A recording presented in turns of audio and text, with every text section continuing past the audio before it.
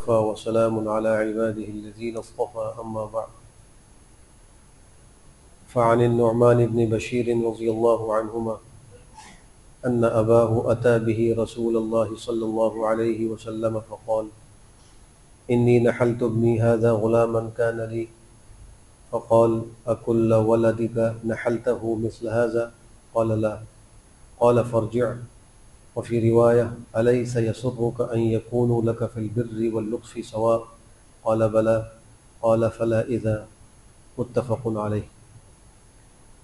حضرت نعمان ابن بشیر رضی اللہ عنہما سے روایت ہے کہ میرے والد مجھے لے کر رسول اللہ صلی اللہ علیہ وآلہ وسلم کی خدمت میں حاضر ہوئے اور عرض کیا کہ میں نے اس بیٹے کو ایک غلام ہبہ کر دیا ہے۔ بعض روایات میں بجائے غلام کے باغ ہبہ کرنے کا ذکر ہے۔ بہرحال حضرت صلی اللہ علیہ وآلہ وسلم نے ان سے پوچھا کہ تم نے اپنے سب بچوں کو اتنا ہی دیا ہے؟ انہوں نے عرض کیا کہ نہیں، اوروں کو تو نہیں دیا، صرف اسی لڑکے نعمان کو دیا ہے۔ آپ صلی اللہ علیہ وآلہ وسلم نے فرمایا: پھر یہ تو ٹھیک نہیں، اور فرمایا کہ اس کو واپس لے لو۔ اور ایک روایت میں ہے کہ تم یہ چاہتے ہو کہ تمہاری سب اولاد یکساں طور پر تمہاری فرمانبردار اور خدمت گزار بنے؟ انہوں نے عرض کیا کہ جی ہاں۔ تو حضرت صلی اللہ علیہ وآلہ وسلم نے فرمایا: پھر ایسا نہ کرو، یعنی ایک کو دو اور دوسروں کو محروم رکھو، ایسا نہ کرو۔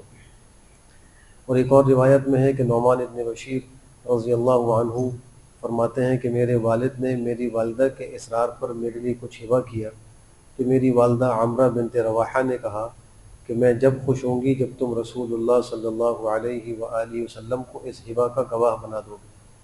چنانچہ میرے والد نعمان حضور کی خدمت میں حاضر ہوئے اور عرض کیا کہ میری بیوی عامرہ بنت رواحہ سے میرا جو بیٹا ہے میں نے اس کے لیے کچھ ہبہ کیا ہے، تو اس کی ماں نے مجھ سے تاکید کی ہے کہ حضور کو اس کا گواہ بنا دو اور اس طرح حضور کی منظوری بھی حاصل کر کے ہبہ کر دو۔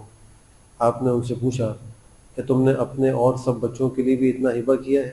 انہوں نے عرض کیا کہ نہیں۔ تو آپ نے فرمایا کہ اللہ سے ڈرو اور اپنے اولاد کے ساتھ مساوات اور برابری کا سلوک کرو۔ حضرت نعمان کہتے ہیں کہ حضور کے اس ارشاد پر والد صاحب نے رجوع کر لیا اور ہبہ واپس لے لیا۔